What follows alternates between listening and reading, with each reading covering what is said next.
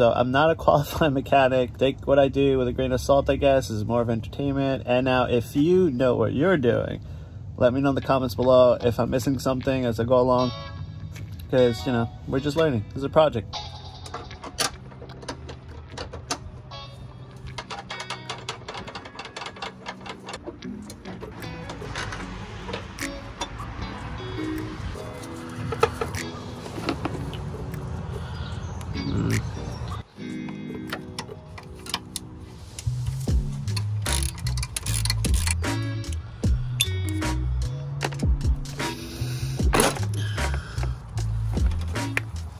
Probably 5/16 hose. Looks like it's a OEM one that they reused. It's not gonna work. Great. So what I'm thinking is there's a fitting. I think it's a swivel. Yeah. So there's a fitting down here,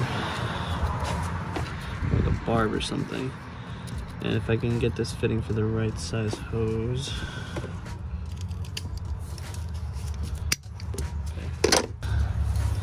Gonna line this up.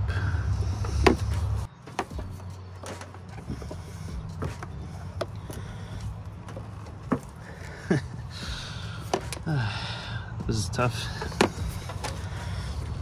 There's like not much room to work with either, so it's not helping. All right, well, this is gonna be a problem. So I don't know what this weird gunk thing is on it. It almost looks like grout.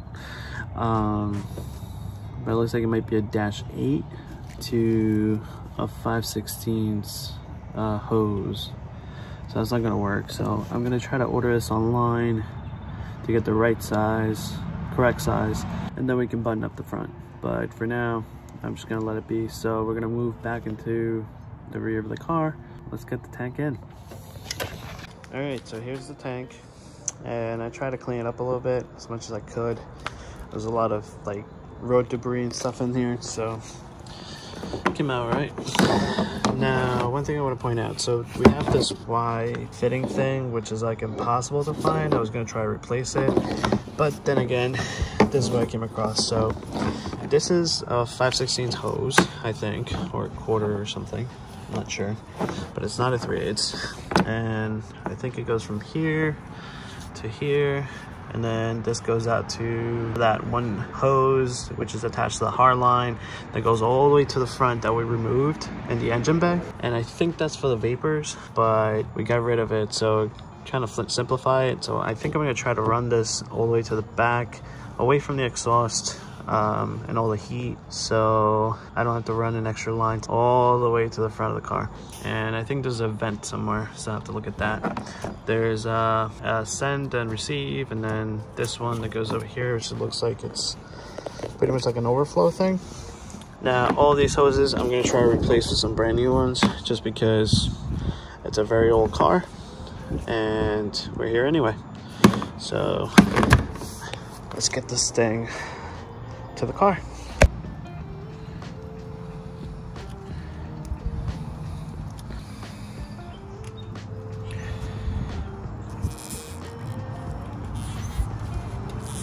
Alright, so I just realized that I ran out of memory and I just kept working, so let me catch you guys up to speed. These are the bolts for the straps for the gas tank that we coated. They're pretty beat up, so I got replacement, a few more of these that we need, and got ourselves a 10mm by 1 1/4. We got ourselves a 12mm, also 1 1/4, and these are going to be for the studs going into the subframe. And going under, I basically re-tapped these to clean up the threads on both ends when it's picking up. And then I got new nuts. These are going to be temporary. I might get some lock nuts or something like that, or higher grade of these. But I basically re-tapped the threads. I think I went a little too high on this one, but that's okay. Same with the other ones. They're nice and smooth. Very important, because you don't want to strip these, because they're pretty much welded into the frame itself. There'll be a big job to get in there, which we're not going to do right now. All right, so now we got our hoses pretty much hooked up here, running along. Yep, this one right here is for the breather of the differential, so don't worry about that. These two are the ones that go into the gas tank, and let me show you what I do with the gas tank. For the gas tank, I just put new hoses, new clamps, the check valve back on here, right up to the Y, all the way down there, all nice and tucked. This one I just need to put another clamp in here. Now these two are the ones that are going to go into the car, so sends, receives, and then these two, this and this, are the ones that are sticking out right now. So I think we're ready to put this bad boy in.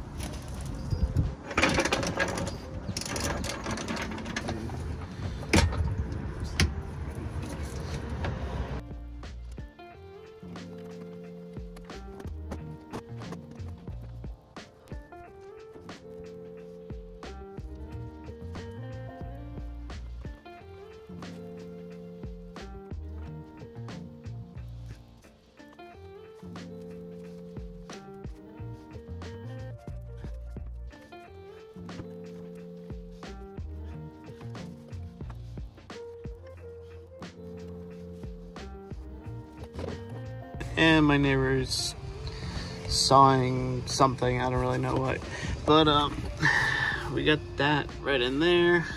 I don't know if you guys can see it. Basically got let me see if I can reach it.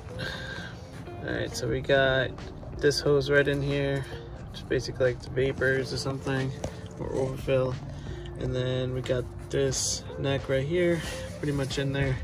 I just gotta lift the tank up a little bit. So the filling part is all complete. Over here I got that check valve with the receiving, sending, and that seems to be nicely tucked in there. So now I just gotta lift the tank about that much, about a hand much, and then I can put the straps on and it should stay in one place. I'm gonna put the phone down because I keep knocking it over, and I'll be right back, guys. All right, so after much fighting, I was able to get the gas tank up there with the first strap. Mine just loose, but we got it up there, so that's a little bit safer. I did put new pins to replace the corroded ones. I did find these in Japan. I just didn't have the time to figure out the sizing and all that, so I just ordered them because I had other stuff to order anyway. But anywho, so we got new pins. I gotta find the cotter pins, but that's okay for now. And let's put the other strap on. The other strap on. The hoses seem to be good once this is all the way tucked in, so that's good. Once I put the other strap in, I can release the jack and we can tighten up the bolts. All right, we're almost there. Whew. All right, so we got the straps in. 1, 2, check 1, 2. Got the straps all the way in with the new pins. Yep, nice and shiny. And the tank's in. That was a pain in the rear, my goodness, no pun intended.